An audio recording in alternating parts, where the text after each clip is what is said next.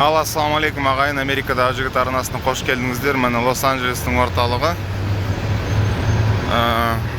Сізге көрсетейін дегенім, мына жақта үйсіз жүрген адамдар өте көп. Сол үйсіз жүретін адамдар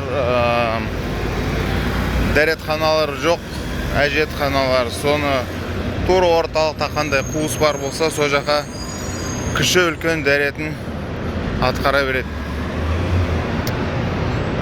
Сонымен таңғалған, қаланың орталығы негізі таза болу керек қой. Бұл жақта демократиялық, либералдық көзқарас басым болғаннан кейін жағдайы жоқ адамдарға қолдан келгенше көмектеседі, болмаса оларға кедергі қылмауға тырысады.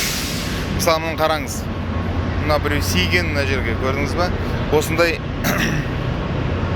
сиіп енді тамақ ішіп жатқан болсаңыз кешірім сұраймын. Ондай сиіп тастаған қуыстар өте көп. Мінекей мынаны қараңыздар, мына дүкеннің бетін ағашпен не үшін жауып тастаған? Мынаны қараңыз, не үшін жауып тастаған? Black Lives Matter дейтін саяси Американың ішінде пайда болған құбылыс бар. Бірақ ол әрине ол құбылыстың аяғы қайдан өсіп жатқан, төркіні қайда жатқан білемін мен, оны кейін қызық болса айтып беремін сіздерге. Міне қараңыз, мынаның барлығы сідік. Мен өзім қазір мына банкоматтан ақша алып келе жатырмын.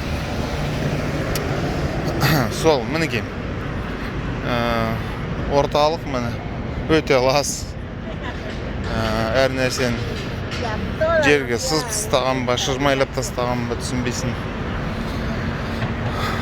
Сол көбінесе осы афроамерикандықтар.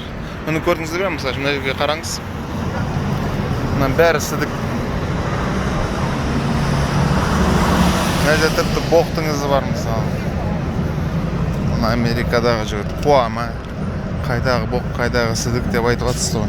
Соны Америкаға келген кезде мына орталықта серуендеп жүретін болсаңыз, мысалы Астананың болмаса Алматының орталығында жүргендей болмайсыз. Мына қуысты қараңыз.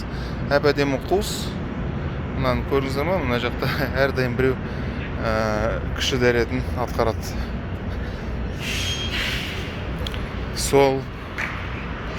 Мінекей, былай қарасаңыз, ғимараттар әп-әдемі, көшелер өте кең. Соны иттің балалары кең көшелер әрдайым керек болатынына қалай көздері жеткенін түсінбеймін да. Бізде көрдіңіз ба, Астананы салған кезде қыстырылған боқ сияқты екі-ақ машина сиятын жол салып тастаған ғой көбінесе.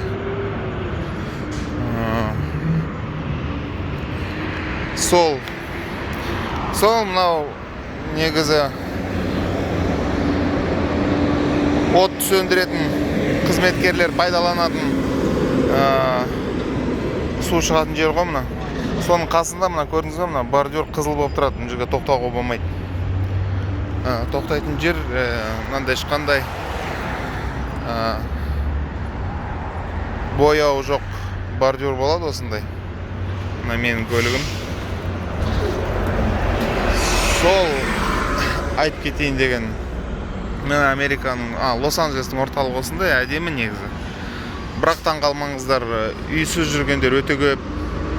Сол үйсіз жүргендердің ауқалы мәз емес, көбінесе андай дені сау адамдар емес қой. Мына психикалық жағынан айқайлап жүріп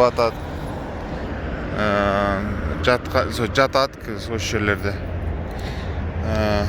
Ұйықтайды осындай қуыстарда.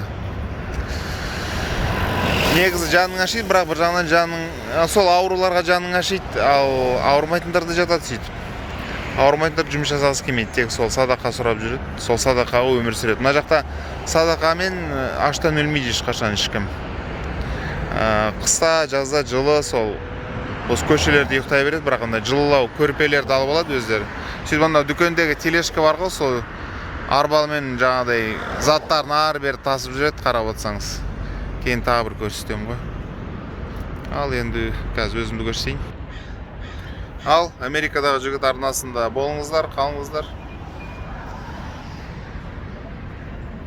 осындай қызықты репортаждарды жіберіп отырамыз сіздерге. Сау болыңыздар.